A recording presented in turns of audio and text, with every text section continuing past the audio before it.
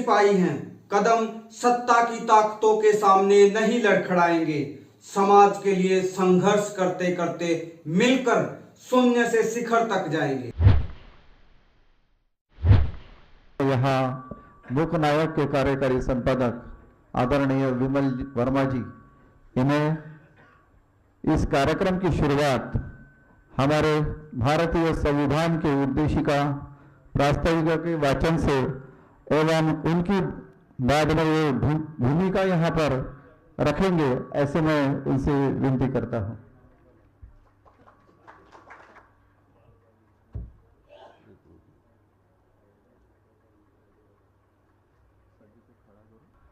आप सभी लोगों का इस कार्यक्रम में मैं स्वागत करता हूं।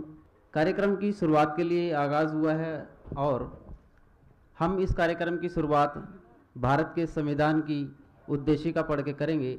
मेरा आप सभी लोगों से अनुरोध है कि आप सभी लोग खड़े होकर के इसमें मेरा सहयोग करें।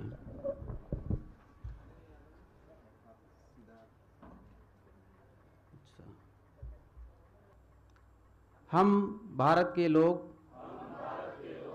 भारत को एक संपूर्ण प्रभुत्व संपन्न समाजवादी पंथ निरपेक्ष लोकतंत्रात्मक गणराज्य बनाने के लिए तथा उसके समस्त नागरिकों को सामाजिक, आर्थिक और राजनीतिक न्याय, विचार, अभिव्यक्ति, विश्वास के लिए धर्म और उपासना की स्वतंत्रता, प्रतिष्ठा और अवसर की समानता। इस कार्यक्रम की शुरुआत के लिए मुझे उद्देशिका पढ़ने के लिए कहा गया और उद्देशिका आप सब लोगों ने बहुत ही सफलतापूर्वक पढ़ी और मेरा सहयोग किया। मैं आपका आभार प्रकट करता हूं।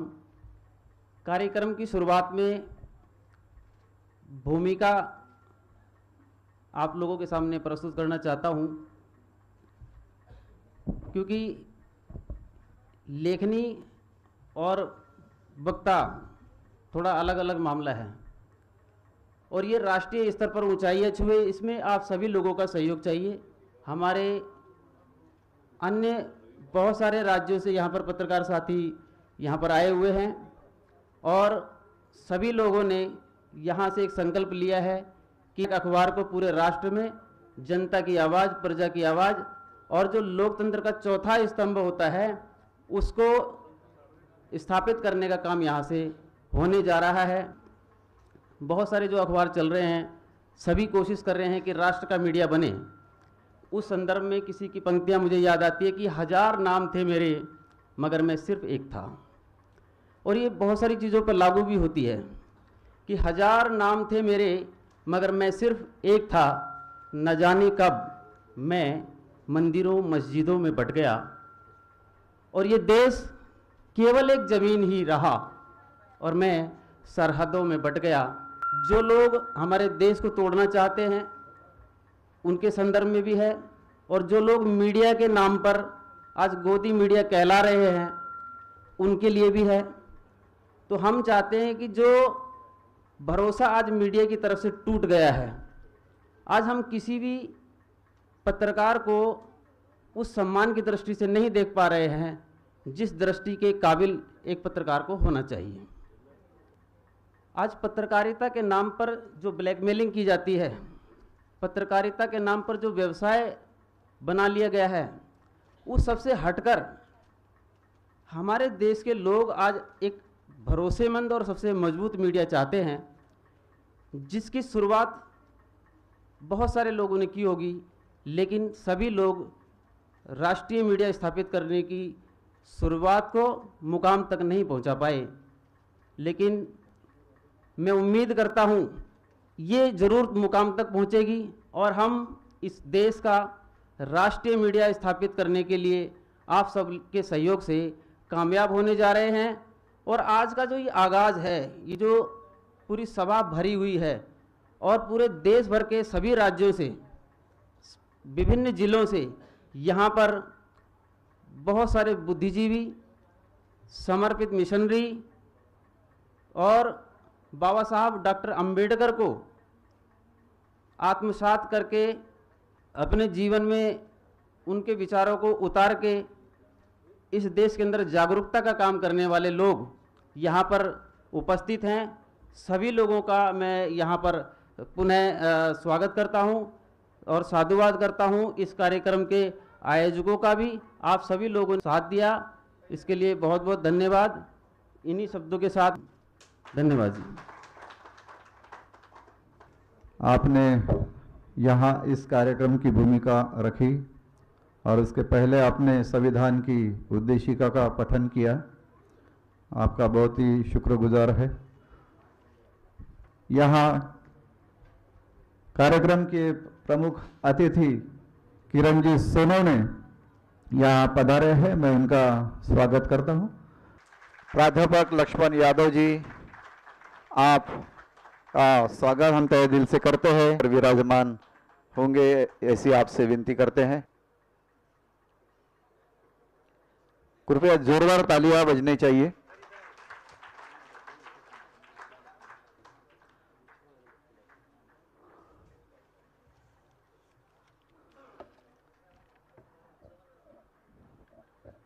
तो आज के कार्यक्रम का स्वागत, आज के कार्यक्रम के अध्यक्ष माननीय पत्रकार रंजीत जी मेश्राम, इनका स्वागत। माननीय प्राध्यापक रंजीत मेश्राम जी इनका स्वागत करेंगे। पहले राजस्थानी फेटा भी इन्हें पहनाना है, शाल, मोमेंटो और गुलदस्ता, ऐसा इस स्वागत का स्वरूप है। नागपुर की टीम से मैं निवेदन करता हूं कि आप भी स्वागत में सम्मिलित रहे।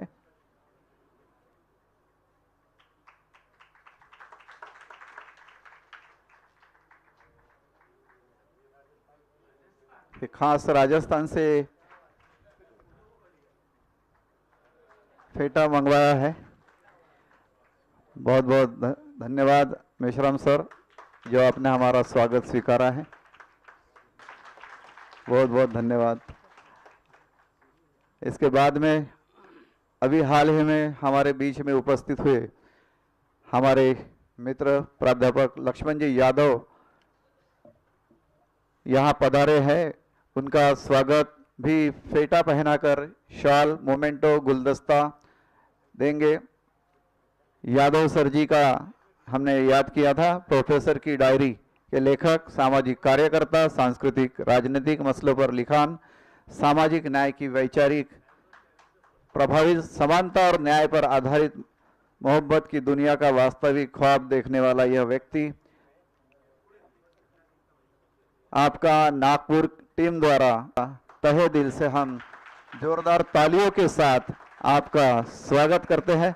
धन्यवाद। अगले अतिथि किरण जी सोनवने जी आए हैं, जो मैक्स महाराष्ट्र चैनल के संचालक है। बहुत बहुत धन्यवाद।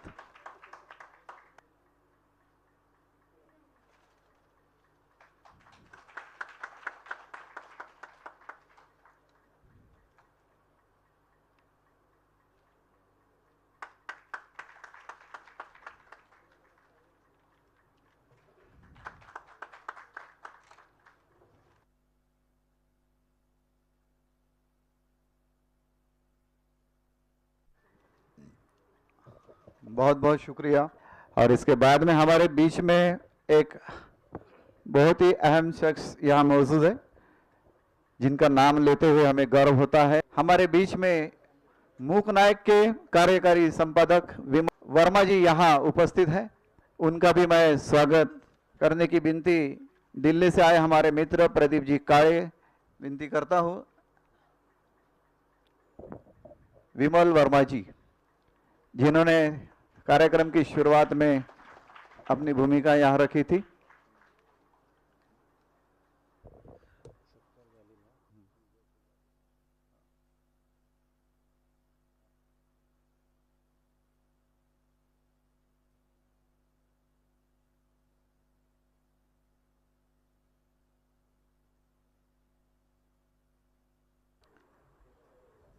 हमारे महापुरुष हमारे आदर्श है, उनको ही सामने रखते हुए हमारा आंदोलन आगे चलता है।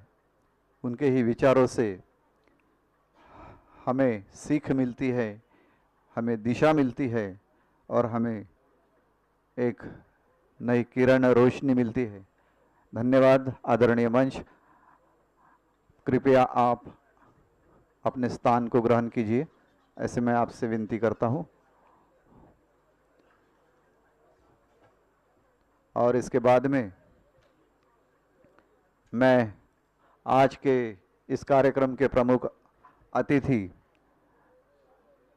सम्माननीय किरण जी सोनवने, जो मैक्स महाराष्ट्र चैनल के संचालक है, उन्हें विनती करता हूं कि इस कार्यक्रम के अवसर पर आप अपने 2 शब्द यहाँ पर रखेंगे। समता, स्वातंत्र, बंधुत्व और न्याय, इन महामूल्यों को लेकर जिन जिन महापुरुषों ने अपने देह का बलिदान किया, उन तमाम महापुरुषों को अभिवादन करता हूँ।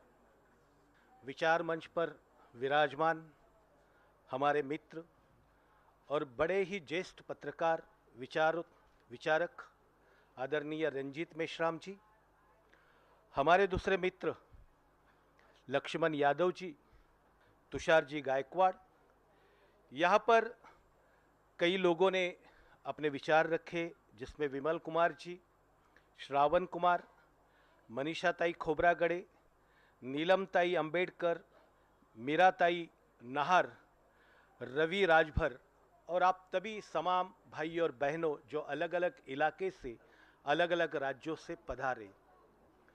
मैं शुरुआत में ही कह दूं कि मैं बम्बई से आया हूं और मेरी हिंदी जो है वो हिम इंग्लिश रहेगी, हिंदी, मराठी और इंग्लिश का मिला जुला रहेगा। आपसे विनती करता हूं कि जिस तरह से मैं बात करूं, मैं चाहूंगा कि मेरी बात आप तक पहुंचे। एक शेर कहता है कि बहुत दिन जी चुके हम अंधेरे में, बहुत दिन जी चुके हम अंधेरे में, अब हमें रोशनी चाहिए। बहुत दिन जी चुके हम अंधेरे में, अब हमें रोशनी चाहिए। अब तक जो गुजरी गुजरी, मगर अब नई जिंदगी चाहिए।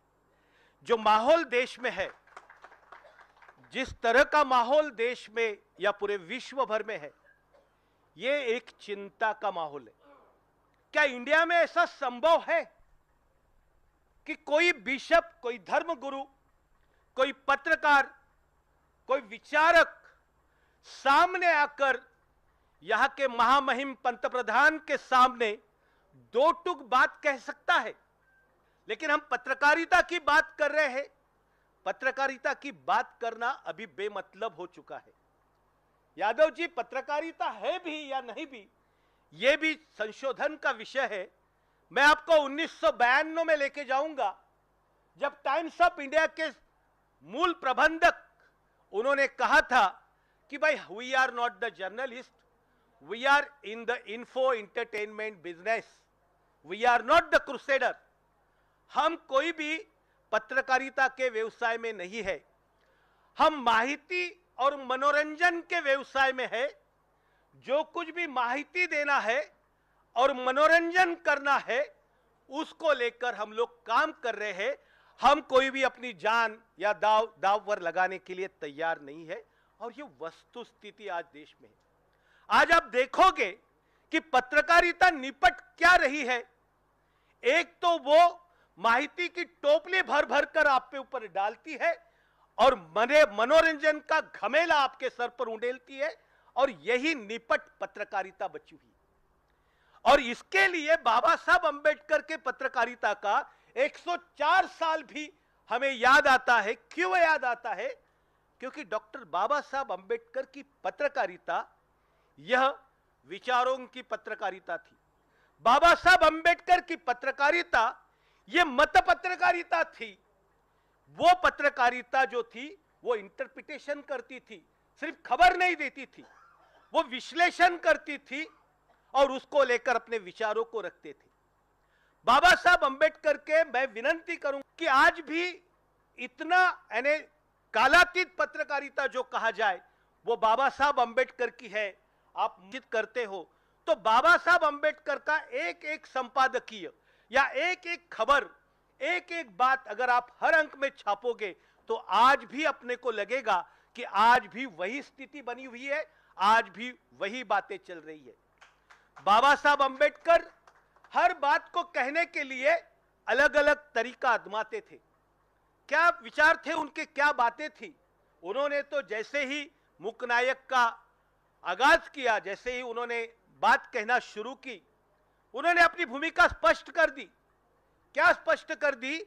उन्होंने कहा कि हम लोग, हमारे लिए कोई आवाज नहीं है, हमारी बात यहां पे है। ब्राह्मण के पत्रकार है, ब्राह्मणी पत्रक है और बाकी ब्राह्मणेतर पत्रकारिता है, लेकिन वो लोग हमारी बात नहीं रखती है, इसलिए हमको हमारी बात रखने के लिए कोई अखबार चाहिए। देखिए, बाबा साहब अंबेडकर ने जब इस बात की घोषणा की तो तमाम, आप याद कर सकते हो, आज भी कभी आप विद्रोही बात करते हो तो अलग से एक माहौल तैयार हो जाता है, लेकिन उस दौरान किस तरह का डर फैला होगा, उस टाइम पे किस तरह की बात हुई होगी। आपने देखा होगा कि यहाँ के लोगों ने उनको नकारा। 36 ईयर बाबा साहब अंबेडकर ने पत्रकारिता की, किसी ने नहीं की।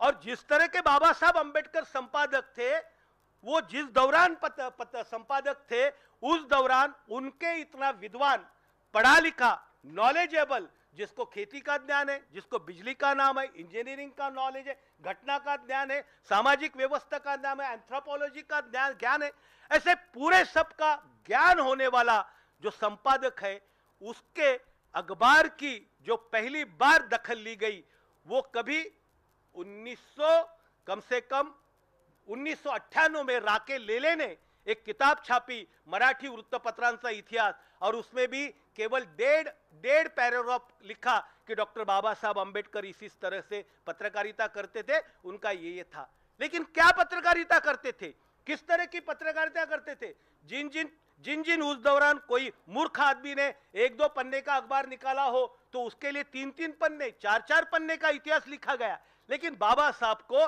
1.5 पैराग्राफ में निपटाया गया। ये हमको, हमारी जो लड़ाई है, हमारा जो संघर्ष है, वो कौन से वर्ग से है, ये आपको देखना पड़ेगा। आज की पत्रकारिता कैसी है आपको बताता हूं। उसका आप जब टीवी देखोगे तो रोज उसका दर्शन आपको मिलेगा। आज ए नेता ने बोला कि उसके खिलाफ वाले बी नेता का स्टेटमेंट छाप लो, फिर सी नेता का छाप लो, डी नेता का छाप लो, बात खत्म हो गई। लेकिन सत्य कहाँ है? सत्य कहाँ है? हमारे बहुत बड़े मित्र है पत्रकार, वो कह रहे हैं कि पहले अलग अलग तरीके का, सोने का, चांदी का, हीरे का, यानी स्मगलिंग होती थी, चोरटा व्यापार व्हायचा। अभी सत्य की चोरी हो रही है, सत्य का चोरटा व्यापार होतो आहे, अशा पद्धतीचं इस तरह से उन्होंने कहा था। तो ये चोरी हुआ सत्य, विश्लेषणात्मक पत्रकारिता, भले आप महीने में एक ही अंक निकाल, लेकिन वो इस तरह से निकालो कि उसके ऊपर जो जो घटनाएं महीने में हुई है उसका विश्लेषण हो, जहां जहां अन्याय अत्याचार हो, केवल खबर देखकर मत रुको, उस खबर को लेकर अलग अलग तरीके से करो। तो बहुत लंबी बात कर सकते हैं, लेकिन मेरे यहाँ पर अन्य मित्र भी है, उनको भी अपने विचार रखने हैं, और आपकी आगे की पत्रकारिता के लिए बहुत बहुत शुभेच्छा देता हूं और यही मेरी वाणी को वारन देता हूं। धन्यवाद। बहुत बहुत शुक्रिया। हमारे बीच में आदरणीय प्रोफेसर लक्ष्मण जी यादव, इन्हें मैं निमंत्रित करने जा रहा हूं, जिनकी प्रोफेसर की डायरी हमें याद आती है, तो मैं निमंत्रित करता हूं आदरणीय प्रोफेसर लक्ष्मण जी यादव इन्हें। शुक्रिया। महाराष्ट्र के वैचारिक ज़मीन नागपुर से मेरा क्रांतिकारी जय भीम, जय मंडल, जय संविधान, इंकलाब जिंदाबाद है। और आज जब बोलने पर पाबंदी का वक्त है, अगर कोई सच बोलेगा तो मारा जाएगा। ये जमीन, महाराष्ट्र की जमीन, यहां कोई नरेंद्र दाभोलकर अपनी जान से हाथ धो बैठता है, कोई गोविंद पंसारे, कोई कलबुर्गी, और ये कोई 500 साल पहले का वक्त का इतिहास का नाम नहीं है। इन लोगों को औरंगजेब और उनके लोगों ने नहीं मारा, इनको यहीं के लोगों ने मारा है, क्योंकि उनके अखबार, उनकी कलम जो सच बोल रही थी उसे इस वक्त के निजाम और हुक्मरान सह नहीं पा रहे थे, इसलिए उनकी आवाजों को खामोश कर दिया गया। और ऐसे तमाम लोग जिनकी आवाजों को कुचला जा रहा है और झूठे आरोपों में लोगों को जेलों में बंद किया जा रहा है। जिन कानूनों के मुताबिक आतंकवादियों को जेल में डाला जाना था, उन कानूनों का इस्तेमाल करके जिस दौर में पत्रकारों को जेल में डाला जा रहा हो, उस दौर में पर बात करने के लिए यहां इकट्ठा हुए हैं।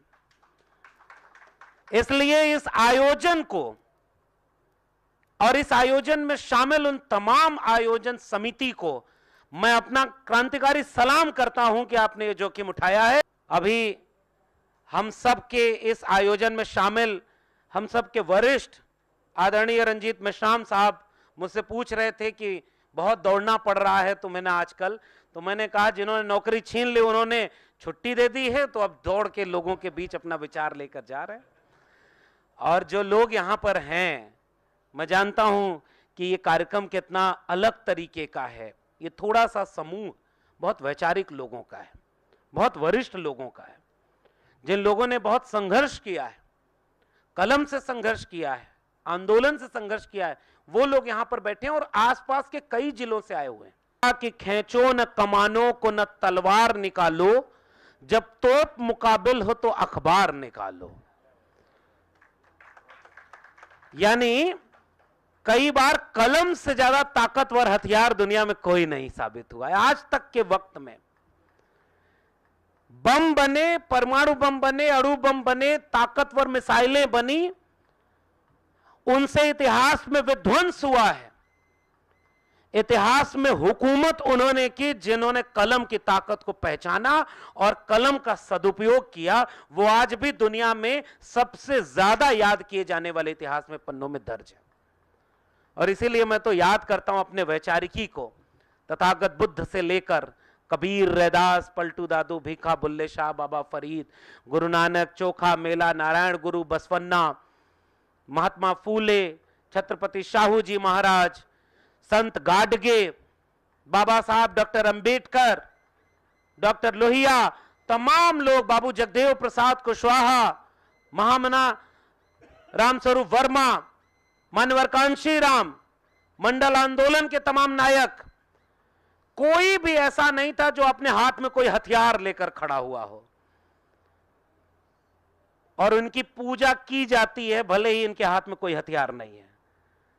इसके बाद वाला वाक्य जो नहीं कह रहा हूं वो आप समझ जाएंगे कि हमारे लिए वो सबसे बड़ा है जिसके हाथ में कोई हथियार नहीं है। अगर उनके हाथ में विचारों का हथियार है तो वो कलम है, और कलम और किताब की बात करने वालों को हम अपना नायक मानते हैं। बाबा साहब डॉक्टर अंबेडकर उस नायक का नाम है जिसने आधुनिक भारत में व्यवस्थित तौर पर कलम और किताब की अहमियत को पहचाना, और जिन्हें वो अपना तीसरा गुरु मानते थे। महात्मा ज्योतिबा फूले, महात्मा ज्योतिबा फूले भी अखबार निकालते थे। महात्मा ज्योतिबा फूले भी कलम की ताकत पहचानते थे, और इस कदर पहचानते थे कि एक किताब लिख दी गुलामगिरी, और जाने कितने गुलामों को गुलामी का एहसास कराकर बेड़ियां तोड़ने के भी काम आई, और जाने कितने शोषक मानसिकता वाले लोगों को आज भी अगर कायदे से कोई किताब चुभती है तो उसमें सबसे पहली किताब का नाम है गुलामगिरी, जिसको वो आज भी कबूल नहीं कर पाते। उनके सवालों का आज भी उनके पास कोई जवाब नहीं है, भले उनके दिल में मनुस्मृति हो। और हम लोग जब बात कर रहे हैं तो ये द्वंद्व और संघर्ष का युग है, एक तरफ मनुस्मृति और एक तरफ बाबा साहब का संविधान। ऐसे वक्त में कलम और किताब की ताकत पहचानी जिन्होंने, उन्होंने भी अखबार की बात की। न्यूज़पेपर में 89.3% जनरल यानी समवर्ण कैटेगरी के लोग हैं, 10.7% में SC, ST, OBC, माइनॉरिटी सब शामिल हैं। 90% और 10%। Digital media English 91.7% upper caste, 8.3% में SC ST OBC तीनों माइनॉरिटी सब। उसके बाद हिंदी टेलीविजन, ये रिपोर्ट बताती है कि हिंदी टेलीविजन का जो ग्राफ है वो 100% अपर कास्ट के हाथ में है, यानी डिसीजन मेकिंग पोस्ट पर, जो सबसे पावरफुल पोस्ट है। Newspaper 87.5% upper caste, 12.5% SC ST OBC minority सब मिलाकर। Magazine 72.7% upper caste, 13.6% OBC, 13.6% SC और ST दोनों मिलाकर के। देश के मीडिया की 2023 की यह स्थिति है। और डिसीजन मेकिंग पोस्ट जो 121 है, उसमें 2 या 3 अपवाद एक्सेप्शनल केस छोड़ दीजिए तो बाकी सब एक ही तरह के लोग हैं। लेकिन एक बात बताएं, आज इस देश का मीडिया इस देश में आग लगाने का काम कर रहा है, दंगा फैलाने का काम कर रहा है, नफरत को आगे बढ़ाने का काम कर रहा है, सरकार के दरबार में दरबारी बना हुआ है, अंधविश्वास और पाखंड को भी प्रचारित कर रहा है। इस आंकड़े को देख करके तो मुझे कई बार खुशी होती है कि आज से 25-50 साल बाद जब इस दौर का इतिहास लिखा जाएगा, जब पूरे तरह से लोकतंत्र, संविधान और वैज्ञानिक चेतना को बर्बाद करके दंगा फैलाने का काम करने वाले लोग मीडिया में बैठे थे, तो हम ये कहेंगे कि उसमें 90% पदों पर वही लोग बैठे थे जो आज इस देश में हुकूमत कर रहे हैं। हमारे लोग इस दंगाई मीडिया में शामिल नहीं थे। एक जमाने में यह लिखा जाता था कि अब कौन इस रात धुआं देखने जाए, अखबार में पढ़ लेंगे कहां आग लगी थी। यकीन था कि अखबार सच बोलेंगे और सुबह जहां होगा वहां देख लेंगे। अब तो हो सकता है जहां आग लगी हो वहां किसी अखबार की बहुत बड़ी भूमिका हो। सावित्रीबाई फुले पर जो पत्थर और गोबर फेंक रहे थे, उनका नाम इतिहास में कोई नहीं जानता। ज्योतिबा फुले को मारने के लिए घर भेजा गया, पूरी तरह से पूरे जीवन विरोध किया गया, इतिहास में कोई नहीं जानता उन मारने वालों का नाम क्या था।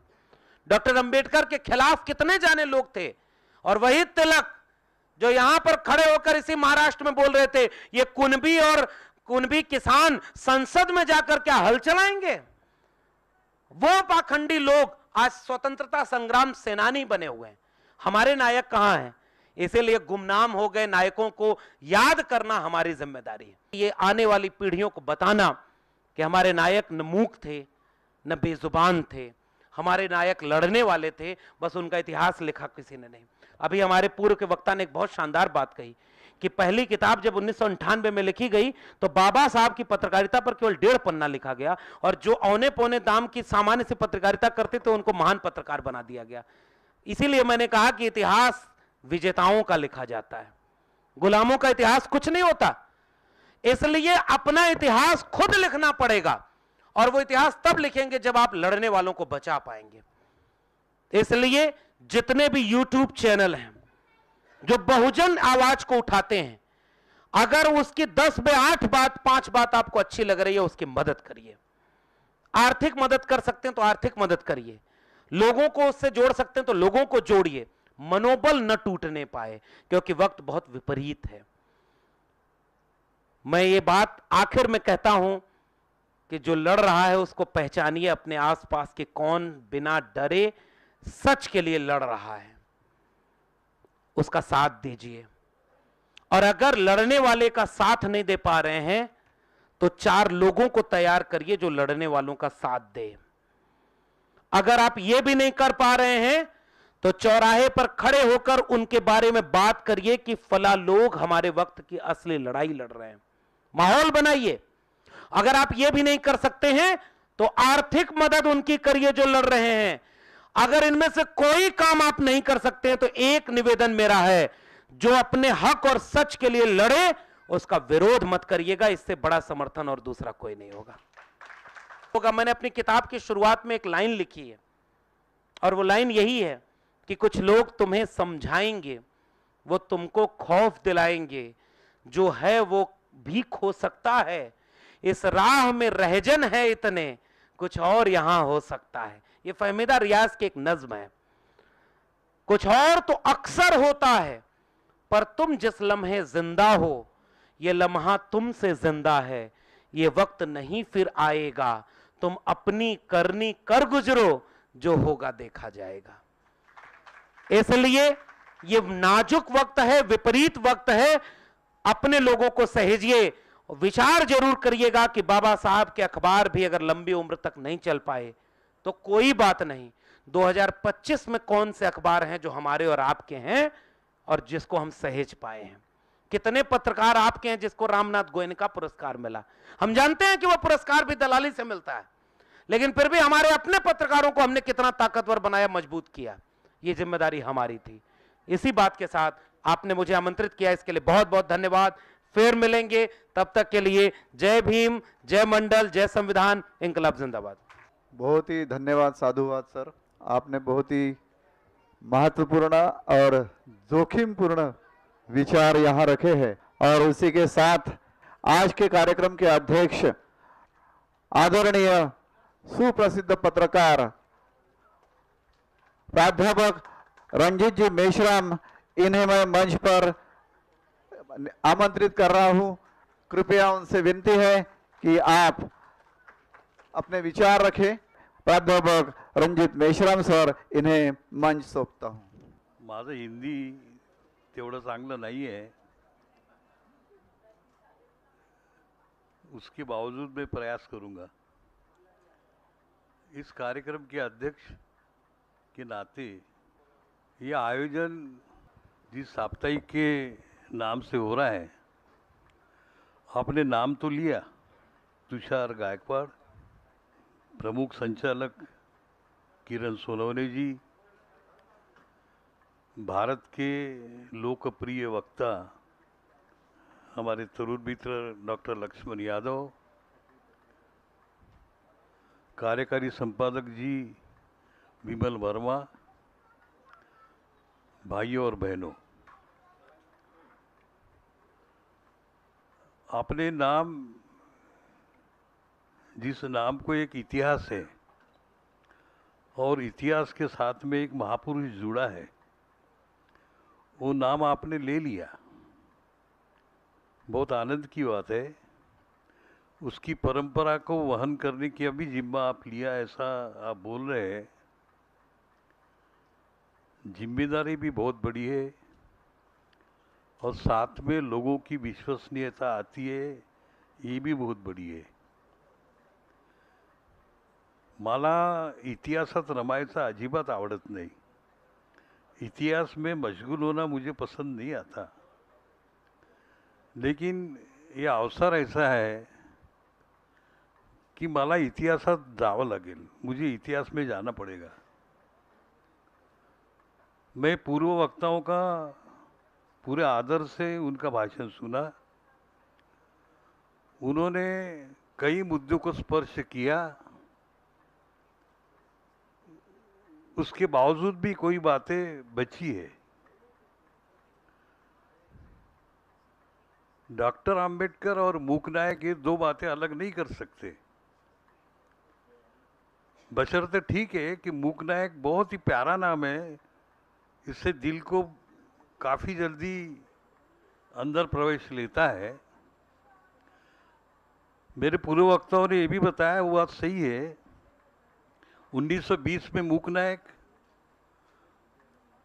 1927 में बहिष्कृत भारत, 1930 में जनता और 1956 में प्रबुद्ध भारत। ये बात हमने नहीं भूलना चाहिए कि जनता ये 1930 से 1955 तक सबसे ज़्यादा 25 साल जीतना था, बशर्ते उसके संपादक बदलते गए। देवराव नाईक थे, भारत अद्रेकर थे, सहस्त्रबुद्धे थे, बीसी कामले थे, भैया साहब आम्बेडकर थे, लेकिन उसके पीछे पूरी ताकत बाबा साहब आम्बेडकर की थी। ये बात ये भी हम भूल नहीं सकते कि सारे अखबारों के संपादक के रूप में बाबा साहब का नाम नहीं था, लेकिन ये बात भी नहीं भूल सकते कि बहिष्कृत भारत के वक्त में उनका नाम बहुत ताकत से, बहुत अभिमान से संपादक के रूप में बाबा साहब ने अपना नाम दिया था। बाबा साहब को अगर सही रूप से अगर पढ़ना है, उनके अंतःकरण को सही रूप से अगर जानना है, तो बहिष्कृत भारत के पन्ने खोलना पड़ेगा। सही रूप से अगर बाबा साहब को देखना है, जो 1927 टू 1929 जो उन्होंने 34 अग्रलेख लिखे, जो वार्ताएं लिखी, आश्चर्यकारक है। उसके पहले वो 6 महीने अपने आप को एक रूम में उन्होंने बंद कर दिया था। मैं दुनिया भर के तमाम सब्जेक्ट को मैं समझ गया हूं, सारे दुनिया को मैं प्रभावित कर सका। मैं दुनिया का कोई भी बुद्धिमान मेरे सामने अगर आता है, तो मैं उनको हर विषय पर मेरी बात को समझा सकूंगा। शायद मैं जितनी अच्छी अंग्रेजी बोलता हूँ या लिखता हूँ, उतनी शायद ही दुनिया में कोई बोलता होगा या लिखता होगा, ये भी उनको मालूम था। लेकिन ये वो जानते थे कि मैं जिस बात को बोलना चाहूँगा, वो अगर मैं अंग्रेजी में कहूँगा तो मेरे गांव का आदमी ये नहीं समझ पाएगा। और मेरे साथ में उनके कई उदाहरण हम सुनते हैं और पढ़ते हैं। ये खुद बाबा साहब ने कई बार बोला और लिखा है कि दुनिया का कोई भी सशक्त विचार कितना भी अच्छा हो, उसके पीछे अगर लोग नहीं हो तो वो विचार अपने आप से मर जाता है। ये बाबा साहब को मालूम था। वो जानते थे कि मेरी बौद्धिक ताकत बहुत है, लेकिन मेरे पीछे जो खड़ा रहेगा वो कौन है? वो गांव खेड़े का जो अनपढ़ आदमी है। जो मेरे मित्र किरण सोनवने ने जो बताया कि उस वक्त में पढ़ाई लिखाई का रेशो कितना था। अरे 1950 में पढ़ाई का रेशो 24 था, 1000 में 24, तो दलितों में कितना होगा? और इसके बाद में मुझे आम आदमी की भाषा भी बोलना है। 6 महीने तक, ज्याला मराठीमध्ये म्हणतो आपण वाक्प्रचार, म्हणी, गावची भाषा, लोकांची भाषा, पत्रकारितेची भाषा, क्या क्या बोला जाता और किस किस प्रकार के लिखा जाता, 6 महीने अपने आप को उन्होंने गाड़ दिया था। और जब उनको लगा कि मैं मराठी बहुत अच्छा लिख सकता हूं, उस वक्त बहुत ताकत से वो निकले। मुकने की जब बात आती है, ये पर्सनल बात नाही आहे, पण त्यांना हे वाटलं की मी एमए पीएचडी असून मैं एक सूबे का गायकवाड़, बड़ौदा में मैं मिलिट्री का सेक्रेटरी करके ज्वाइन होता हूं। मैं ऑफिस में जाता हूं तो ऑफिस का प्यून भी मुझे फाइल नहीं देता।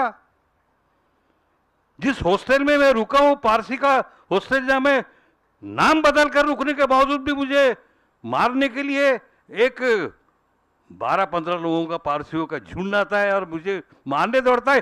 क्या मतलब आता है मैं एमए पीएचडी होके? ये बात बाबा साहब को सताती है। मला असं वाटलं म्हणजे की मी खूप सुशिक्षित झाल्याच्या नंतर मी माझी जागा प्राप्त करेन। मैं खूब पढ़ा लिखा होने के बावजूद में एक विशिष्ट सामाजिक स्तर को पा लिया है जो मैं खुशकी में था। वो तान तान मर गई बोले उस वक्त में।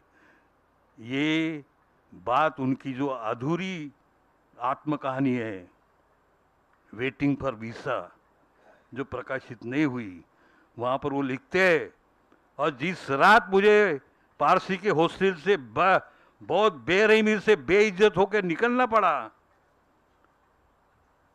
सयाजीराव गायकवाड़ को किसी ने बात बताई, उन्होंने भी चुप रहे।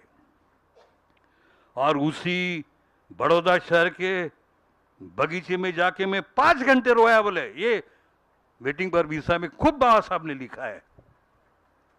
ये जो दर्द था, ये दर्द भी उनके साथ में था, मन में था, अंतःकरण में था।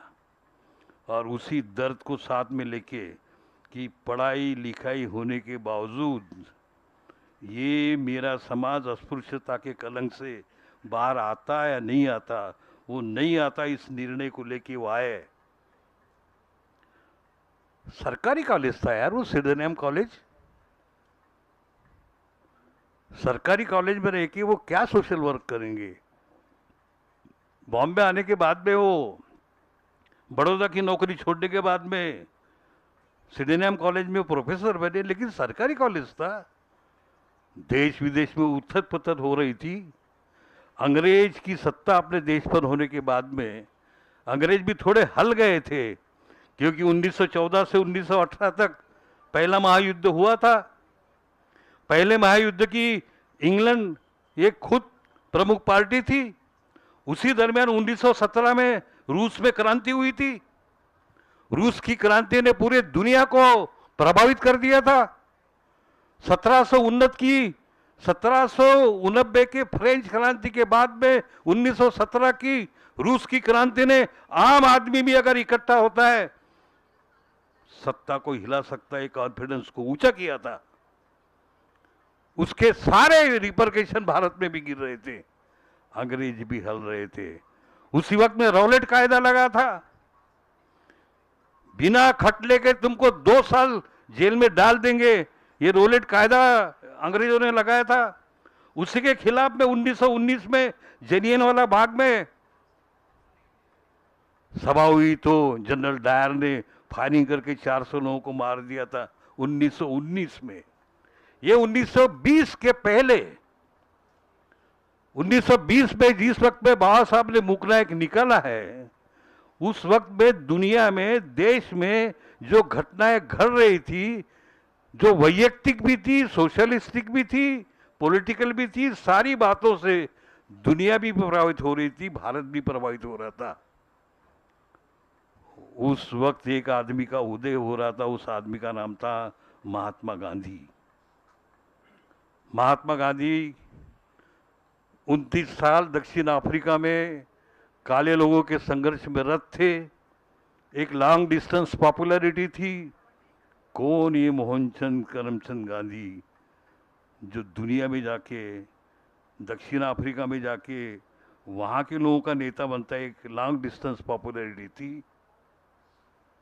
वो महात्मा गांधी 1915 में भारत में आए हैं। उस वक्त कांग्रेस के नेता गोपाल कृष्ण गोखले और लोकमान्य तिलक है। उस वक्त में गोपाल कृष्ण गोखले के अति निकट में बैरिस्टर जीना थे। बैरिस्टर जीना 1909 में जो मुस्लिम लीग पैदा हुई थी, उसकी मेंबरशिप बैरिस्टर जीना ने नहीं ली थी, कांग्रेस के सदस्य थे वो। इतिहास के पन्नों को ठीक से हमने पढ़ना भी चाहिए। Barrister Jinnah, he was senior to Gandhi. Barrister Jinnah ये पहले कांग्रेस में थे। वो केवल कांग्रेस में नहीं थे, वो शीर्ष नेताओं के अति निकट थे। पहले क्रमांक पर गोपाल कृष्ण गोखले थे, सेकंड रैंक पर लोकमान्य तिलक थे।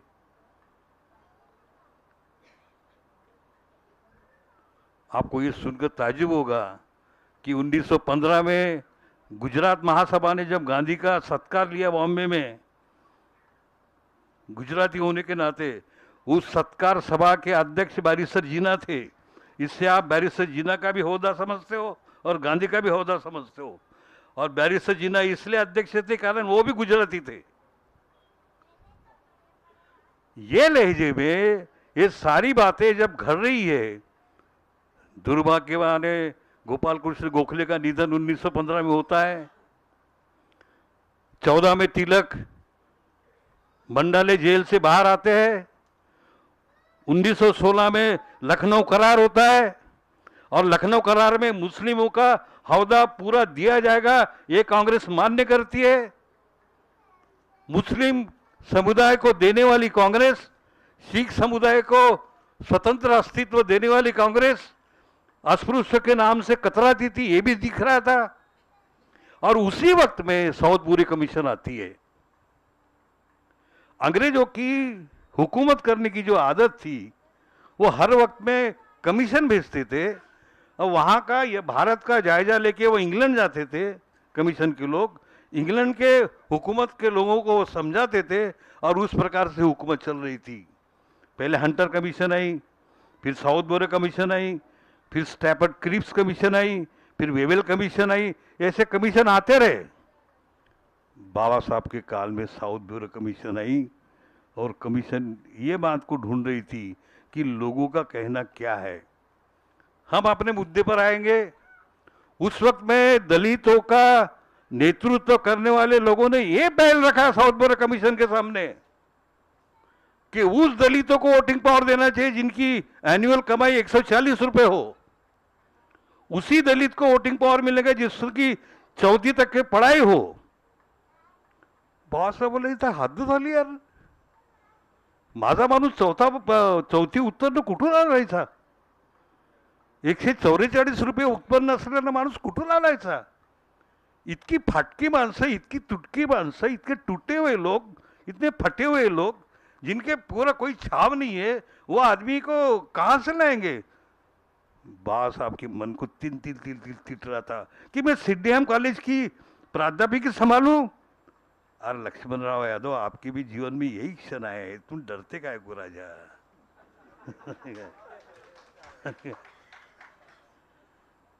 उस वक्त में सिडनीहम कॉलेज के उसमें उस वक्त में उनके दिमाग में आया कि मैं करूं क्या? साला MA PhD होके मैं बड़ौदा में हमारे सेक्रेटरी बन के जाता हूं तो फाइल मेरे को नहीं मिलती। साले रात की नींद के लिए मैं मानूं क्या कोई होशे में रुकता हो तो मेरे को बाहर निकाला जाता है। क्या वो आदमी के दिमाग में बातें आती होंगी कि क्या करूं तो साला करूं क्या? बाप का छत्र 1913 में चला जाता है यार। द ग्रेट रामजी आंबेडकर 1913 में चले गए। घराला पोसायचं कसं, रमाईला सांभाळायचं कसं, लेकर कसे सांभाळायचे, रहने कैसा, पेट तो साला पीछे ही पड़ा है, लोगों के आंसू भी पीछे पड़ी है, करूं तो करूं क्या? उस वक्त में उन्होंने सोचते कि नहीं, साउथ बुरे कमीशन को मैंने मालूम ताकत से अपनी साक्ष्य देना ही चाहिए। और ये उनकी जिंदगी की वो शुरुआत है कि वो ताकत से साक्ष्य देते, ताकत से साउथ बुरे कमीशन को मिलते हैं और बोलते कि नहीं, पूरी वोटिंग पावर आम आदमी जैसा होता है वैसे ही शेड्यूल कास्ट के लोगों को ही मिलना चाहिए, ऊपर से उनको एक स्वतंत्र अस्तित्व भी मिलना चाहिए। अब ये मिलना चाहिए तो लोगों को इकट्ठा ही है गोमाई। अखबार के साथ राजा लोगों की विश्वसनीयता भी लगती है। ये आदमी को महापुरुष तो तुम हमने बना दिया, हम लोगों के क्रेडिबिलिटी को धुत समझते हैं, हम लोगों के विश्वसनीयता को कचरे की टोपली समझते हैं। अरे वो आदमी ने दुनिया में अगर कोई पहला काम किया होगा तो मैं लोगों के मन पे राज कैसे करूंगा ये सोचा पहले, और ये अगर मेरे को करना है तो मैं क्या करूं? मैंने ये किताब लिखा, मैंने वो किताब लिखा, मैंने वो डिग्री के लिए ये ग्रंथ लिखा, वो ग्रंथ लिखा। अरे इससे मैंने दुनिया को प्रभावित किया। पर गांव खेड़े का राम्या गोम्या चीम्या ढाम्या, ये अगर इसको मेरे पीछे लाना है तो क्या मैं उनको प्रॉब्लम ऑफ रूपी समझाऊंगा? क्या उनको मैं हुअर सुधरा समझाऊंगा? और इसलिए सरकारी कॉलेज का प्राध्यापक होने के बावजूद, जिसका नाम हमारे संचलन करने वाले सायरे ने जो लिया आणि एक बाईनी घेतलं, त्या बिचारा काय नाव त्यांच्या आधी बोलल्या खोबराकडे, नंदलाल पांडुरंग नंदलाल हटकर। ये वराड़ का था, ये अकोला का था, ये ग्रेजुएट था, उसकी बीबी ब्राह्मण थी लेकिन पक्का था, बाबा साहब का दोस्त था, बाबा साहब के नजदीक था। और बाबा साहब बोले मैं मूकनायक निकाल रहा हूं, उसके संपादक के रूप में नाम तेरा रहेगा, बाकी मैं सब करूँगा। और उस वक्त से वो मूकनायक निकला। ये बात सही है, 13 या 14 अंक निकले। 31 जनवरी 1920 में मूकनायक निकला और 5 जुलाई 1920 को उन्होंने हिंदुस्तान छोड़ दिया। केवल 7 महीने तो वो थे, केवल 7 महीने। और ये छोड़ते वक्त उन्होंने बाबा साहब के फिर बताया कि अगर मैंने बैरिस्ट्री की अगर पदवी नहीं लिया, माझ्याकडे सगळ्या प्रकारचे पदवी आहे, DSc आहे, PhD आहे, MA आहे, पण मला स्वतंत्रपणे जर उभं राहायचं असेल, त्यांना दिसत होतं, उनके ध्यान में था Tilak barrister, Gandhi barrister, Savarkar barrister, Jinnah barrister, ये बैरिस्टर रह के ये सब कुछ करते हैं। नहीं, BR अम्बेडकर, तुझे बैरिस्ट्री करना पड़ेगा, तभी तू उनसे लड़ेगा। उनके पीछे अच्छा परिवार था, ठीक है। अंबेडकर से 8 साल बड़े सावरकर थे, अंबेडकर से 15 साल बड़े जीना थे, अंबेडकर से 22 साल बड़े गांधी थे, अंबेडकर से 35 साल बड़े तिलक थे, अंबेडकर से 25 साल बड़े गोपाल कृष्ण गोखले थे। ये बड़े थे, लेकिन ये घर के गरीब नहीं थे, जाति से भी ऊंचे थे। अरे गांधी जी के पिताजी तो पोरबंदर के दीवान थे, उस राज्य के मुख्य सचिव थे, छोटी बात नहीं है ये। बैरिस्टर जीना के खुद के माँ बाप अच्छे थे। अरे टिळकांनी माहिती है, तिलक ने सावरकर को शिवाजी शिष्यवृत्ति मिले, तिलक ने सावरकर को बैरिस्टर होने की लंदन का खर्चा मिले, जिसको शिष्यवृत्ती आपण मराठीत म्हणतो, प्रतिष्ठित शिष्यवृत्ति, शिवाजी शिष्यवृत्ति, वो मिलना चाहिए करके पहले रिकमेंड किसने किया? वो तिलक ने किए। वो जाति को जाति संभालने वाली वृत्ति भी नहीं थी। तिलक तो कभी कोर्ट में जाते नहीं थे, वो तो ट्यूशन क्लासेस लेते थे। पूरे महाराष्ट्र के ब्राह्मण समाज के लोग वकीली अगर पढ़ना है तो तिलक के पास आते थे, तिलक के पास गए, बराबर LLB की डिग्री मिलती थी। गांव खेड़े में वही वकील थे। एक जमाना था इस महाराष्ट्र में, पहले वकील कौन थे? ये ऐसे परिस्थिति में, और वो गोखले भी थे, कांग्रेस में थे, तिलक भी थे, कांग्रेस में थे, जीना भी थे, कांग्रेस में थे, गांधी भी थे, कांग्रेस में थे। कांग्रेस तो 1885 में पैदा हुई थी। कांग्रेस में जाने के बाद वो बड़े हुए, त्यांच्याकडे संघटन निर्माण नहीं करावं लागलं त्यांना, उन्होंने संगठन निर्माण नहीं किया। गांधी ने संगठन निर्माण नहीं किया, संगठन के प्रमुख बने हो। बाबा साहब को तो संगठन भी निर्माण करना पड़ेगा, लोगों की साथ भी, सगळं साला शून्यातून करायचं होतं अरे माणसाला। पूरा बिग जीरो था इनके पीछे। इसलिए उन्होंने हटकर को बोला कि मैं 7 महीने के बाद मूकनायक छोड़ता हूं, मेरे को बैरिस्ट्री करने को जाना पड़ेगा। और वो 7 महीने के बाद में 5 जुलाई 1920 को बैरिस्टर पढ़ने के लिए रवाना होते हैं। बात यह है, या सगळ्या गोष्टींच्या मागे आपण एक लक्षात घेतो कि जो मूळ मुद्दा है, जो महत्व का मुद्दा है, कि लोगों की क्रेडिबिलिटी को लोग ध्यान ही नहीं देते यार। कितनी बार बराबर बोलते कि आप मालूम क्या, कितनी बार लक्ष्मण यादव ने कितना सवाल पूछा, या ऐसे माने जिस प्रकार से पॉलिटिकल एक्टिविटीज वगैरह जो चल रही है, पब्लिक सैंक्शन नाम की जो कोई बात होती है,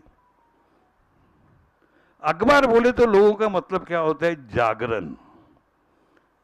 अखबार लोग मतलब होता है, लोगों का होता है प्रबोधन। इतना ही नहीं है, बाबा साहब को इतना ही नहीं करना था। बाबा साहब को इससे ज्यादा ही करना था कि माझ्यावर होणारे जे आरोप आहेत ये लक्षात घ्या.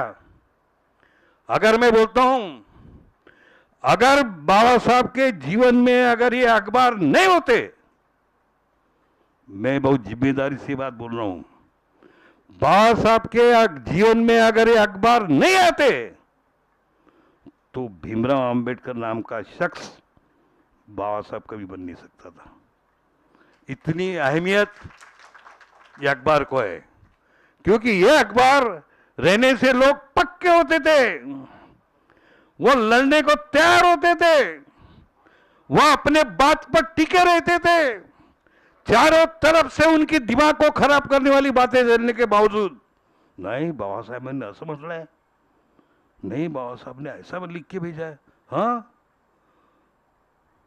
ये जो बात थी, इस बात को कीमत देते ही नहीं है, इस बात को लिखते भी नहीं. इस बात से ढंग से मैंने रत्नाकर गणवीर को पढ़ा, गंगाधर राव पांतावने को पढ़ा, इनको पढ़ा, उनको पढ़ा.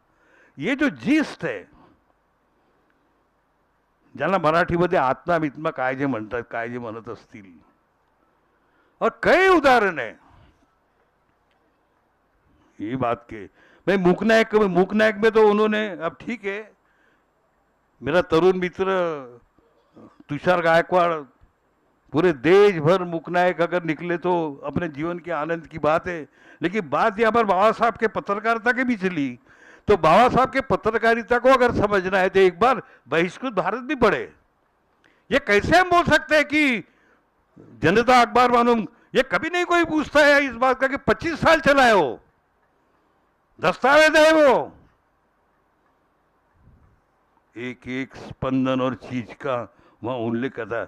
आपको सुनकर ताज्जुब लगेंगे कि 1930 और 1931 में जब पहली राउंड टेबल कॉन्फ्रेंस और दूसरी राउंड टेबल कॉन्फ्रेंस हुई, गांधी जी ने पहले दिन से तय किया था, मी मुसलमानांना स्वतंत्र अस्तित्व मान्य करेन, मैं सिखों का स्वतंत्र अस्तित्व मान्य करूंगा, मैं अस्पृश्य का स्वतंत्र अस्तित्व मान्य नहीं करूंगा. उसके पीछे वो बहुत शुद्ध अंतकरण बताते थे, वो अलग हो जाएगा. अरे they are peoples of God बाबा, दे आर हरीचे जन, दे आर हरिजन, ते देवाचे लेकर आहेत रे. क्या भाव भरा शब्द देते थे. मेरे अंतकरण में पहली अगर जगह किसी की होगी तो हरिजन की है. क्यों है? की ती देवाची लेकर आहेत. काय शब्द आहेत. बाळासाहेब बोलतात, हे भगवान करावं तर काय करावं, आता किस ढंग से जाऊं मैं अभी इसका. और फिर बाबा साहब लिखते हैं, स्पष्ट रूप से लिखते हैं कि गांधी जी ऐसा बोलते हैं कि हिंदू धर्म के ऊपर में लगा हुआ अस्पृश्यता एक कलंक है. हे बा, हे लक्षात घ्या बरं तुम्ही. गांधी काय बोलले, जीना काय बोलले, सावरकर काय बोलले, टिळक काय बोलले, कांग्रेस काय बोलते, देश काय बोलतं, इंग्रज सरकार क्या बोलता है, ये क्या बोलता है, वो क्या बोलता है, ये पहले बाबा साहब लिखते थे और अपनी भूमिका बताते थे. इसलिए गांव खेड़े में जब वो अखबार जाता था, वहां का पढ़ा लिखा आदमी उसको पढ़ के बताता, वो पूरे घेरे से बैठे रहते थे, वो पढ़ के बताते थे. अच्छा, फिर ऐसा बाबा साहब ने बोला, अच्छा फिर बाबा साहब का कहना ऐसा है, अच्छा फिर बाबा साहब ने फिर ऐसे बोलने के लिए बताया. ये करके वो घर के होते थे और रोज पक्के होते थे. ये बात भूल नहीं सकते हम. वो रोज उनके दिमाग को पक्का करने का अगर ये जरिया नहीं होता तो ये दुनिया अपने आप को जो दिखती थी वो नहीं दिखी होती. वो लिखते थे वहां पर. अब गांधी जी ने बोले कि ये अस्पृश्यता हिंदू धर्म का कलंक है. बाबा साहब बोलते, गांधी जी म्हणतात, गांधी जी लिखते ये हिंदू धर्म की लगा अस्पृश्यता कलंक है. मैं मानता, बोले मेरे नरदेह के ऊपर का कलंक है, ये बाबा साहब लिखते हैं. गांधी जी बोलते कि हिंदू धर्म, उनको हिंदू धर्म की चिंता आके पड़ी. बोले मैं ये बोलता हूं कि मेरे नरदेह के ऊपर में लगा कलंक है, और अगर ये कलंक धोना है तो मुझे धोना पड़ेगा, मुझे पानी लाना पड़ेगा, मेरे को अपने आप को स्वच्छ करना पड़ेगा. ये लोगों को जागरूक करने का बाबा साहब का तरीका था. बाबासाहेबांना माणसांना जागवायचं होते यार. बाबासाहेबांना आदमी को खड़ा रखना था. अरे जो आदमी यार मालूम क्या जो आदमी मालूम के अस्पृश्यता के नाम से जिनकी जबान काटते थे, जिनको छूते तक के नहीं थे, जो डर से पूरा भरा था, जो खड़े रहने के लिए भी थर थर थर थर कांपते थे, वो आदमी को खड़ा रहना सादी बात थी, खड़ा करना सादी बात थी। ये अखबार ने किया है। ये अखबार ने केवल मालूम किया, उनको जागा नहीं किया, खड़ा भी किया। अगर वो खड़ा नहीं होता, ये 1924 में अगर वो अपनी संस्था निकालते, बहिष्कृत हितकारिणी सभा, वो बोलते कि पढ़ो, लेकिन पढ़ो के बाद में फट से बोलते educate and agitate and organise. अगर वो एजिटेट अगर नहीं बोलते तो लढणे के लिए सक्षम बनाना, ही जे या ज्या सगळ्या सूत्री आहेत, ये जो उनका सूत्रबद्ध चला है, ये सब जनता था, न्याय न्याय निकला था। राउंड टेबल कॉन्फ्रेंस में गए थे 1930 में, कांग्रेस ने राउंड टेबल कॉन्फ्रेंस में बहिष्कार डाला था। बाबा साहब ने अपनी बात को बहुत ताकत से रखा था। चेयरपर्सन करके राजा बैठा था, राजा पंचम जॉर्ज। पहली राउंड टेबल पर आज खलास होने के बाद में बॉम्बे मनी भवन में गांधी जी ने अंबेडकर को बुलाया। अंबेडकर गए मनी भवन में बॉम्बे में। बाबा साहब के साथ में 3-4 लोग भी थे। गांधी जी हमेशा की तरह 10 मिनट खुद बुलाया था। ये खुद बाबा साहब ने लिखा है, मेरे मन की कोई बात नहीं है। 10 ते 15 मिनिटं गांधीजींनी माझ्याकडे पाहिलं सुद्धा नाही म्हणे। 10 से 15 मिनट गांधी जी ने मेरे तरफ देखा तक नहीं, तब भी मैं चुप था। बहुत देर के बाद मेरे तरफ देखा, ये बोले, ये बाबा साहब ने लिखा है, ये गांधी जी के स्टाइल को मैं जानता था, लिखा है ये। तब लोगों को ऐसा मालूम पड़ता था, ये मजाक बात नहीं है। गांधी बोले और देश हाले स्थिति थी। गांधी जी लोगों के गले के ताईत बने थे। गांधी जी ने ये देश को जीत लिया था। गांधी जी ने 1915 में कांग्रेस ज्वाइन किया और 1920 में कब्जे में लिया। दुनिया का पहला आदमी महात्मा गांधी है कि जिसने 5 साल पहले कोई पॉलिटिकल पार्टी ज्वाइन किया हो और 5 साल में वो पार्टी को अपने कब्जे में लिया हो। वो इस दृष्टि से अगर गांधी का अध्ययन करें तो गांधी बहुत चमत्कारी पुरुष लगते हैं। गांधी ने कांग्रेस को अपने कब्जे में लेने के पहले 1915 में प्राथमिक सदस्यता लेने के पहले 1917 में उन्होंने चंपारण का सत्याग्रह किया। नील पकाने वाले खेती लोगों का बिहार में आता है। तो 1918 में उन्होंने खेड़ा करके जो गुजरात में था वहां उसने आंदोलन किया। हिंदुस्तान के लोग सत्याग्रह करने वाला आदमी पहली बार देख रहे थे। सत्याग्रह ये नाम पहली बार कोई तो भी सुन रहे थे और ये गांधी जी उसका क्रिएटर था। लोगों को ऐसा लगता था कि ये गांधी जी ही कांग्रेस का नेता होना चाहिए। और गोखले 1915 में मरने के बाद में जीना के गॉडफादर कोई बचे नहीं थे। फिर मैं मजबूर होता हूं आपको बताने के लिए, यही वो शहर है 1920 में, यही वो शहर है 1920। इंडियन नेशनल कांग्रेस का यहां अधिवेशन था, ये बजाज नगर में, ये नागपुर में। आपको ताज्जुब रहेगा कि राष्ट्रीय स्वयं सेवक संघ के जो निर्माता है हेडगेवार, वो कांग्रेस के स्वयंसेवक दल के प्रमुख थे। 1920 में आरएसएस तो 1925 में उन्होंने निकाली, 5 साल के बाद। पहले तो कांग्रेस में थे। म्हणजे लक्षात घ्या की केशव हेडगेवार जे राष्ट्रीय स्वयंसेवक संघाचे निर्माते आहेत, हे 1920 ला 1920 में कांग्रेस के स्वयंसेवक दल के प्रमुख थे। वो सेवा में लगे थे। वहां बैरिस्टर जीना ने भाषण में बोलते बोलते केवल एक शब्द बोला, सी मिस्टर गांधी बोले।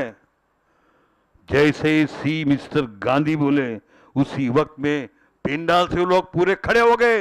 लोकप्रियता गांधी जी ने इतनी कमाई थी कि जीना आपको गांधी नहीं गांधी जी बोलना पड़ेगा। जीना बोले नो आई विल नॉट से, I will say him only Gandhi. नहीं, तुमको गांधी जी बोलना पड़ेगा। वो बोलता था कि मैं गांधी के सिवा दूसरा शब्द बोलूंगा नहीं। आपको ये भी सुन के ताजुब लगेगा कि बैरिस्टर जीना को 1920 में स्टेज छोड़ के अकेले नागपुर रेलवे स्टेशन पर जाना पड़ा। क्यों नहीं लिखता इतिहास? इतिहास के पन्नों में ताकत से बातें क्यों नहीं आती? क्यों नहीं ताकत से आती कि गांधी से सीनियर बैरिस्टर जीना थे? अकेले गाड़ी में बैठ के बैरिस्टर जीना वापस गए और फिर उन्होंने वहां पर अपने मन में शायद किया कि नए में इसका बदला लेना पड़ेगा। उसके बाद उन्होंने मुस्लिम लीग ज्वाइन किया और तुमको हमको मालूम है कि क्या क्या लफड़ा हो गया, फिर देश टूटने तक के लफड़े हो गए। इसका तो शायद जिम्मेदार गांधी है ऐसा बोल सकते। ये जो चीजें है यार, सगळ्या घटना घडत असताना मैं 30 और 31 की बात आपको बता रहा था। तो राउंड टेबल कॉन्फ्रेंस में जब पहली कॉन्फ्रेंस होने के बाद में मनी भवन में, तो गांधी जी ने बाबा साहब आंबेडकर की परेड लिया यार। मैं ऐकलं है, मैंने सुना हूं B.R. आंबेडकर की आपने राउंड टेबल कॉन्फ्रेंस में मेरे खिलाफ बात की वगैरह वगैरह वगैरह। ये सारी बात होने के बावजूद बाबा साहब आंबेडकर ने अपनी बाजू रखा और आ गए। और उसके बाद में आपको ये सुन के ताज्जुब पड़ेगा कि 1931 के सेकंड राउंड टेबल कॉन्फ्रेंस में गांधी जी पूरे ताकत से गए। गांधी जी कितने माने कैसी प्रकार की सोच रखते थे, मैं आपके सामने 1 मिनिट में बताऊंगा। गांधी जी तुम्हाला कल्पना नसेल, गांधीजींनी बाबासाहेब आंबेडकरांच्या जातीतला माणूस आपल्यासोबत घेतला। हे बा, बाबासाहेब आंबेडकर जिस जाति से है वो जाति का एक महाराष्ट्र का आदमी गांधी जी ने साथ में लिया। अब तुम्हारी इच्छा होगी तो उसका नाम बताऊंगा। उसका नाम था गणेश अक्का गवई। और गणेश अक्का गवई और 4-5 लोगों को लेके गांधी जी लंदन आए। माने अंग्रेजों को प्रभावित करने के लिए गांधी जी ने क्या क्या नहीं किया। गणेश अक्का गवई राउंड टेबल कॉन्फ्रेंस में खड़े रह के क्या बोलते हैं कि राजे साहब, बाबा साहब आंबेडकर जिस जाति से, बाबा साहब आंबेडकर जिस जाति से है उसी जाति से मैं आता हूं। अस्पृश्यों का भारत में अगर कोई सही नेता है तो वो महात्मा गांधी जी है, आंबेडकर नहीं है। बताओ, ये बताने के लिए गणेश अक्का गवई को महात्मा गांधी जी ने राउंड टेबल कॉन्फ्रेंस में लेके गया था। वो सारी बातें कॉन्फ्रेंस शाम को खलास हुई। किती कष्ट घेतले रे माणसानं। ये उगाच महापुरुष नहीं झाला हो, ये ऐसे ही महापुरुष नहीं बना। ये केवल डिग्री लेके महापुरुष नहीं बना है। ये केवल बहुत अंग्रेजों में बहुत किताबें लिख लिख के महापुरुष नहीं बना है। इसका सही रूप से अगर कोई काम किया है तो उन्होंने जो अखबार निकाले, वो शाम को जाने के बाद में अपने होटल में दिवसभर काय झालं, एक बार जनता के वो उनके लिखे हुए वो खत पढ़ो यार एक बार, कि आज दिवसभर गांधी जी ने क्या इतरांनी कसा कसा छळ, और वो भी रिपोर्ट नहीं लिखते थे, रिले। मग गांधीजींनी मग असे डोळे काढले, मग असे बोलले, मग इंग्रज असे बोलले, मग ते तसे बोलले, मग मी अशी बाजू मांडली, हे सगळं रिले असं 5-5, 6-6 पेज, आणि ते इकडे वो इधर भेजते थे जनता में, और जनता में ही छपके आता था। और छपके आने के बाद में फिर लोगों को मालूम पड़ता था। जैसा लोगों को मालूम पड़ा कि गणेश अक्का गवई ने ऐसा बोला कि ये हमारा ट्रू लीडर है, ऐसा गवई ने ऐसा बोला कि ये हमारा सही नेता महात्मा गांधी है, हजारों तार कामठी कन्नान से लेके तो पूना बॉम्बे सभी हजारों तार कहां गए इंग्लैंड में कि हमारे सही नेता अगर कोई है तो डॉक्टर बी आर आम्बेडकर है। अगर वो तार नहीं गई रहती तो अंग्रेज मान्य नहीं किए होते। ये सारी बातें ऐसी जुड़ी है, ऐसी वो इधर लिख के भेजे। अरे हजारों तारा हो इंग्लंडमध्ये गेले। अरे आमच्या बाजूला जे कन्नन आहे तिथे एल एन हरदास नावाचे नेते होते, वो कन्नन से मालूम किया उन्होंने 1500 तार, एक कोई सी तार। Our true leader is doctor B R Ambedkar. क्यों कि गांधी जी ने जो रास्ता अपनाया था कि मैं इस जाति का हूं, मैं बताता हूं कि आम्बेडकर नेता नहीं है, गांधी नेता है। ये सारी बातें जो है, ये सारी बातों को उस मन से अगर देखे तो बाबा साहब के जीवन में, तुम्हारे मेरे जीवन में ये अखबार की जो महत्ता और मूल्य जो है, ये मूल्य बढ़ते ही जाता है। और वो मूल्य उन्होंने, वो मूल्य वो संपादक के नाम पर रहे या मत रहे, ये उन्होंने 1956 तक, ठीक है, उन्होंने क्या बोला कि अब मैं दो सपने उन्होंने पैर के चले गए। वो आखिरी का मैं संदेश बताऊंगा कि 29 सितंबर 1956 को उन्होंने दिल्ली बुलाया। उसके पहले की एक घटना आपको बताऊंगा। उनकी इच्छा नहीं थी शेड्यूल कास्ट फेडरेशन निकालने की। उनकी, अरे क्या हो गया?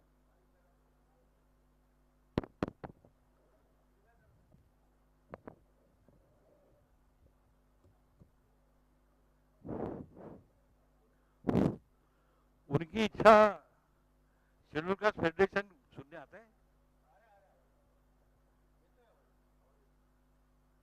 1942 में क्रिप्स कमीशन आई थी, और क्रिप्स कमीशन आई तो क्रिप्स ने 10 दिन तक के उनको मुलाकात नहीं दी, और 10वें दिन जब मुलाकात का समय दिया तो उन्होंने एक ही सवाल बाबा साहब को पूछा, see Mister B R Ambedkar, when you are leader of independent labor party, हे बा इंडिपेंडंट लेबर पार्टीवर बाबासाहेबने खूप प्रेम करायचे, इंडिपेंडेंट लेबर पार्टी पर बाबा साहब खूब प्यार करते थे। वो 1936 को पैदा की, 6 महीने के बाद 1937 में उन्होंने चुनाव लड़ा, 17 लोगों को चुनाव में खड़ा किया, including doctor B R Ambedkar. 14 लोग चुन के आए, 14 लोग चुन के आए थे उस वक्त में 1937 में। और 1937 में इंडिपेंडेंट लेबर पार्टी का बॉम्बे विधिमंडल में एक ताकत थी, वो ताकत को भी खलास करना था। शायद अनेक बातें थी। क्रिप्स ने पहले एक ही पूछा, B R Ambedkar, when you are leader of independent labour party, मैं आपके मुंह से दलितों की बात नहीं सुनूंगा। तुमको अगर बात बताना होगा तो श्रमिक की बताओ, कामगार की बताओ, और कोई बताओ। और अगर दलितों की बात अगर बताना होगा तो तुम दलितों के मंच से आओ। इंडिपेंडेंट लेबर पार्टी के नेता के रूप में मैं आपको इंटरटेन नहीं करूंगा। बशर्ते हाल ऐसा हुआ कि बाबा साहब ने अपने लोगों को इसी नागपुर में 1942 को बुलाया। उस वक्त में सेकेंड वर्ल्ड वॉर चालू था। बाबा साहब ने भी लोगों को बताया कि मैं क्या करूं, मी इंडिपेंडेंट लेबर पार्टी जिवंत ठेवू की दलितांचे काम करू। इंडिपेंडेंट लेबर पार्टी ठेवली तर इंग्रज सरकार दलितांचं ऐकत नाही असं म्हणते, मला काही महत्व देत नहीं, मुझे को कोई इंपॉर्टेंस देते नहीं। उस वक्त में 80% लोगों ने बाबा साहब को बाध्य किया कि आपको दलितों के नेता के रूप में आना पड़ेगा। और ये तुम्हारे और मेरी जिंदगी का एक बुरा क्षण है कि बाबा साहब को independent labour party wind up करके शेड्यूल कास्ट फेडरेशन को 1942 को बनाना पड़ा। ये शेड्यूल कास्ट फेडरेशन से बाबा साहब को मुक्ति चाहिए थी, ये हिंदू धर्म से बाबा साहब को मुक्ति चाहिए थे। वो जो अंतिम पड़ाव आया था, वो अंतिम पड़ाव 29 सितंबर 1956 को दिल्ली में अपने लोगों को बाबा साहब ने बुलाया कि 15 दिन के बाद में मैं नागपुर में दीक्षा ले रहा हूं, 15 दिन के बाद में मैं हिंदू नहीं रहूंगा, मैं बौद्ध रहूंगा। और मैं इसके बाद में शेड्यूल कास्ट फेडरेशन को भी वाइंड अप करना चाहता हूँ। मैंने एक पार्टी बनाने का सोच लिया है, उसका नाम भी तय किया, उसकी कॉन्स्टिट्यूशन भी मैंने तय किया, उसका झंडा भी मैंने तय किया, उसका सारा तय किया है। एक बार धम्म दीक्षा लेने के बाद में मैं उस पार्टी को मनाऊंगा और इस शेड्यूल कास्ट का नेता जो है, ये बात से बात हट जाएगी। मेरी राम मनोहर लोहिया से बात हुई है, मेरी आचार्य यात्रा से बात हुई है, मेरी एसएम जोशी, ये सब प्रबुद्ध भारत में छपका है। बाबा साहब जो करते थे वो जनता में आता था, बाबा साहब जो करते थे अंतिम पड़ाव में सब प्रबुद्ध भारत में आया। यानी अब लोगों को लगता था कि अभी अपन बौद्ध होने के बाद में दलित, ओबीसी, एससी, माइनॉरिटी, इस सब के नेता के रूप में एक नेता आएगा। राम मनोहर लोहिया जनरल सेक्रेटरी बनने को तैयार थे। एक रिपब्लिकन पार्टी ऑफ इंडिया करके नाम रहेगा, नीला झंडा रहेगा, लेकिन 2.25 महीने में ही तुम्हारी मेरी दुनिया उजड़ गई। 14 अक्टूबर 1956 में दीक्षा लेने के बाद में वो बौद्ध धर्म का जो जहाज था वो भी कितना चल पा रहा और नहीं चल पा रहा न जाने, और रिपब्लिकन पार्टी का सपना भी उनके बाद में लोगों ने किया, वो चल रहा है। ये सारी बातें इस नज़रिया से भी ये अखबार की दुनिया को देखा जाए। सपने देखना कभी भी गलत नहीं होता, लेकिन अपने मस्तिष्क को, अपने सोच को जरूर क्लियर रखना। मेरे राजा मैं इतना ही कहूँगा कि लोगों की जो विश्वसनीयता है उसको बिना ध्यान में रख के कितनी भी अच्छी चीज़ हो ये लोग नहीं स्वीकार कर रहे थे, उसकी भी तरफ ध्यान देना। इतना ही आशीर्वाद देके अपनी बात को खलास करता हूँ। बहुत बहुत धन्यवाद सर। आपने अपने अध्यक्षीय विचारों में हमें संपूर्ण बाबा साहब के जीवन को सामने रखते हुए पत्रकारिता कैसी होनी चाहिए, एक बाबा साहब का जीवन अखबारों से आंदोलित था ही, और यही आंदोलन हमारे आने वाले अखबारों में होना चाहिए, ऐसा संकेत आपने अपने विचारों में दिया है। मैं सामने बैठे सभी प्रबुद्ध नागरिकों से विनती करता हूं, भारतवर्ष के सभी पत्रकार हैं जो दिन रात मेहनत करते हैं, उनको भी हम सम्मानित करने जा रहे हैं। मैं बुलाना चाहता हूं माननीय पत्रकार सुधाकर जी मेश्राम। सुधाकर जी मेश्राम दिल्ली से आए हुए, गुड़गांव से प्रदीप जी काले,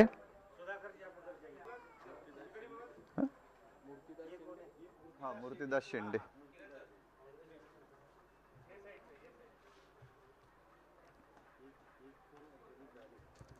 इन सभी पत्रकारों को बधाई देते हैं। हौसला अफजाई के लिए सभी को विनती करता हूं कि तालियां जोरदार बजाकर इनका स्वागत करें और फिर से जोशपूर्ण काम। इस कार्यक्रम के आभार प्रदर्शन के लिए मैं निमंत्रित करता हमारे मित्र, कवि मित्र संजय जी गोड़घाटे इन्हें, वे यहां आकर इस कार्यक्रम का आभार व्यक्त करें। संजय जी गोड़घाटे। कार्यक्रम के उपलक्ष्य में आयोजित सभी विचार मंच पर उपस्थित सभी मान्यवरों का उनको बधाई देता हूं और उनके ओर से मैं सभी का शुक्रिया अदा करता हूं, और यहाँ उपस्थित रसिक श्रोता वर्ग जिनके वजह से कार्यक्रम सक्सेस हुआ है उनका भी आभार मानता हूं, और ये कार्यक्रम अभी का यही समाप्त होता है इसे जाहिर करता हूं।